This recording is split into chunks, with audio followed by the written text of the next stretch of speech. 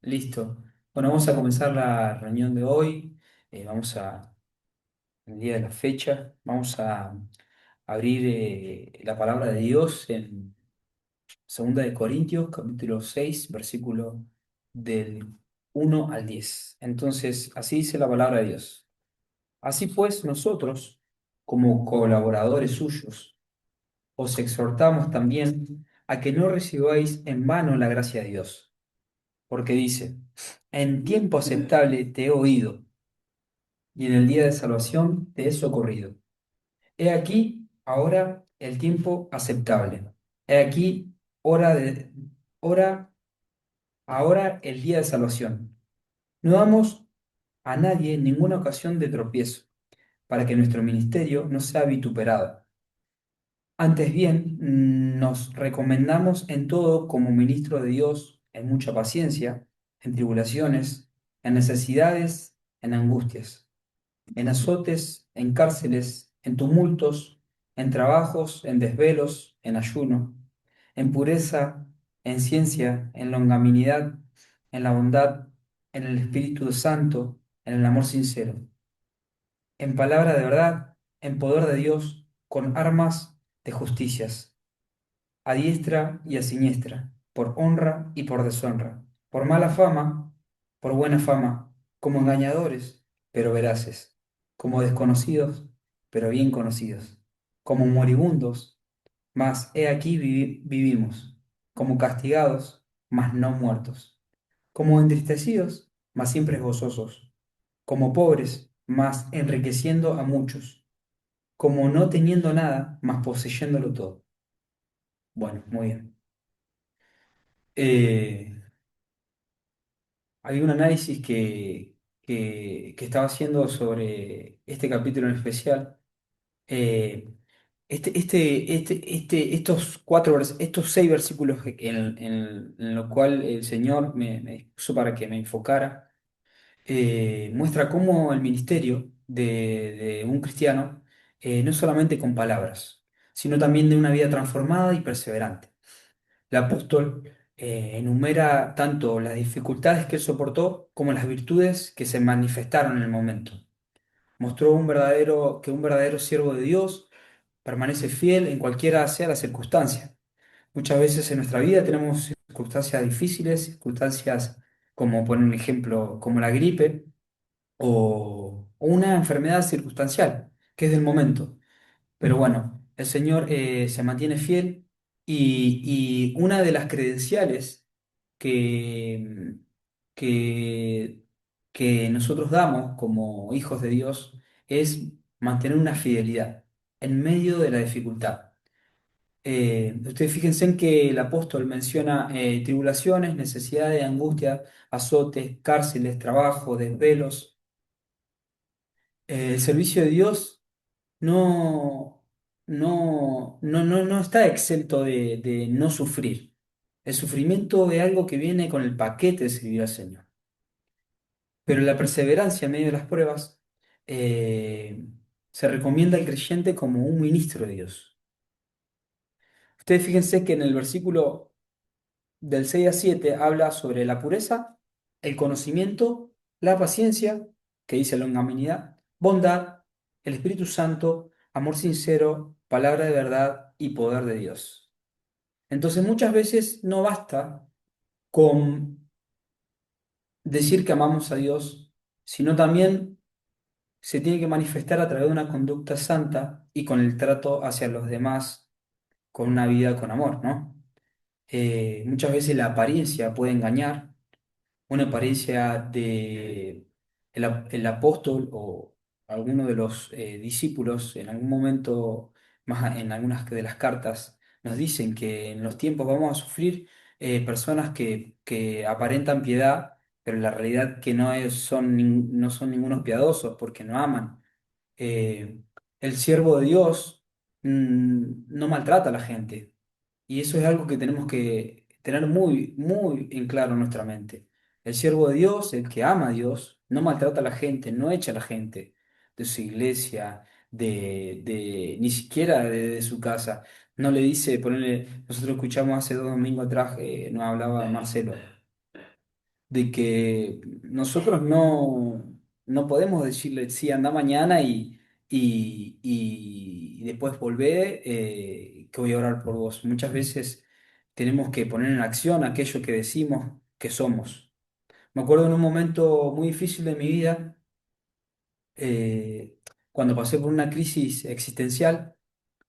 eh, eh, Dudaba mucho de la fe. Tenía muchas dudas en mi cabeza, había entrado con ataque de pánico, con diferentes tipos Es más, cuando vine hace un año y medio atrás a esta iglesia, con...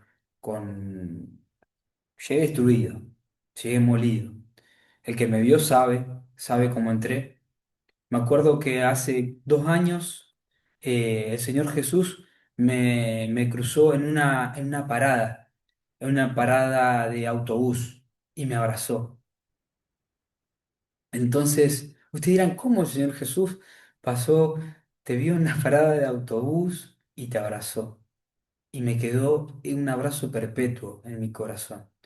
Y bueno, y fue Jesús a través de Marta, ¿no? Me acuerdo como si fuera hoy que Marta me abrazó en la parada de autobús y siempre queda en mi corazón. Me acuerdo de ese abrazo y no me lo puedo sacar de mi mente, como fue ese abrazo que me dio hace 4 años atrás Hernán en una plaza. Hernán de San Nicolás, no sé si alguno lo conoce. Fue el mismo abrazo y sentí lo mismo. Entonces yo dije, son credenciales de que Jesús me sigue buscando, me sigue amando, sigue velando por mí. Entonces, muchas veces podemos pasar eh, por prisiones, por sufrimientos y por penas, pero el Señor nos dice que Él va a estar ahí para nosotros. Vamos a continuar analizando el versículo. El texto nos enseña el amor y la fidelidad que Dios hacia Dios se demuestra manifestándose firme en las pruebas, viviendo una vida con pureza, con sinceridad, tratando a los demás con bondad y amor, hablando la verdad que muchas veces nos cuesta, pero es importante en los momentos de la vivencia de la vida nuestra cotidiana, hablar la verdad, por más que no vender la verdad. eh, eh, en los proverbios nos dice que tenemos que atar la verdad en nuestros corazones, atarla en nuestro cuello, vivir una vida de verdad, hace vivir una vida íntegra, vivir en paz, trae muchos beneficios decir la verdad, aunque muchas veces sea difícil en el día a diario, tal vez por decir la verdad, muchas veces vamos a ser confrontados porque vivimos en un mundo envuelto de mentira, un mundo cruel, un mundo malo, un mundo satánico, pero tenemos que vivir con la verdad, confiando en el poder de Dios en base a las circunstancias. El versículo 10 resume una gran verdad cristiana, dice. Aunque el mundo vea carencia y sufrimiento, quien tiene a Cristo posee una verdadera riqueza. Y eso es lo grande. Nosotros tenemos un Dios grande en cual tenemos muchas riquezas. Tal vez no tengamos mucho en nuestro bolsillo, pero si tenemos a Cristo, lo tenemos todo. Y eso es lo más importante. Vamos a meter un poquito en el contexto histórico. El autor de esta carta fue el apóstol Pablo. Probablemente estaba junto a Timoteo. Nos dice en 2 Corintios capítulo 1 versículo 1.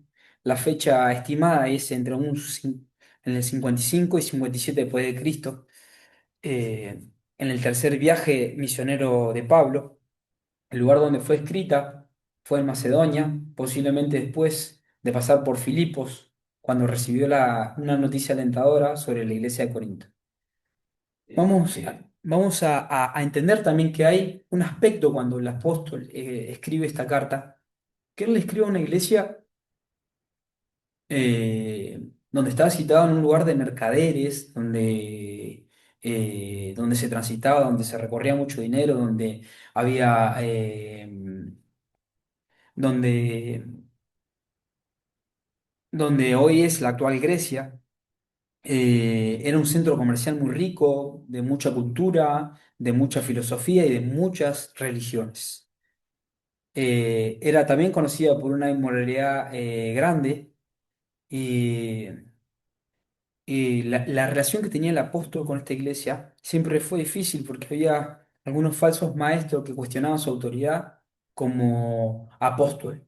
Criticaban el sufrimiento, su pobreza, su falta de prestigio.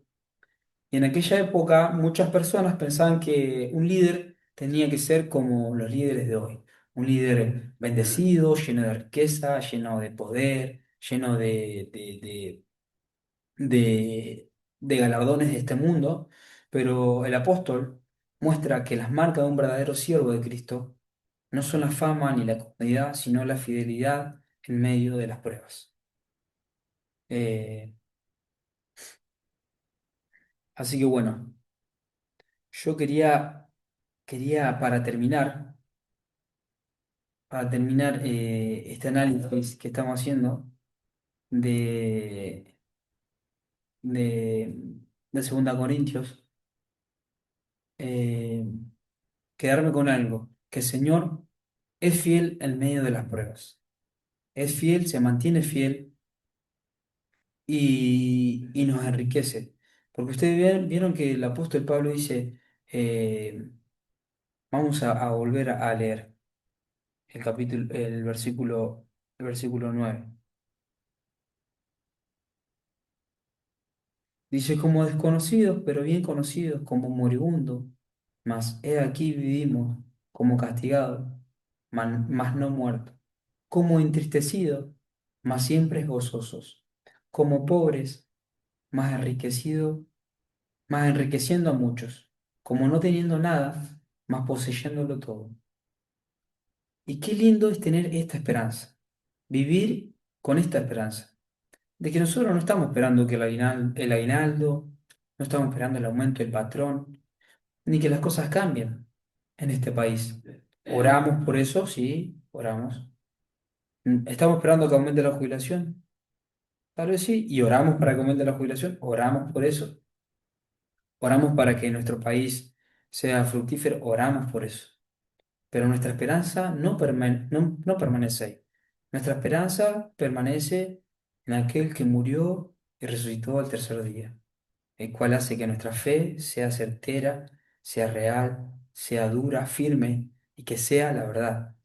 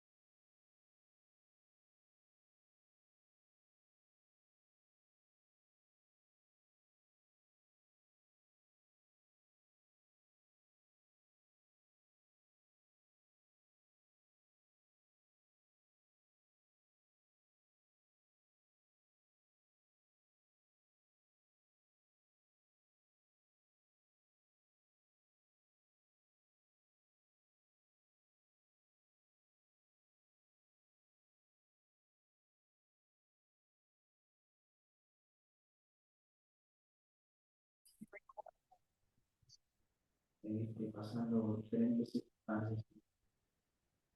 Y vos conocés mi corazón, que soy sincero, que no te oculto nada, que si hay algo que te pueda ocultar, Señor, manifestarlo, porque soy débil, porque muchas veces me he hundido y solamente confío en vos, Señor, porque es mi roca, mi sustentador, que me libra de mis enemigos, de los que quieren verme mal.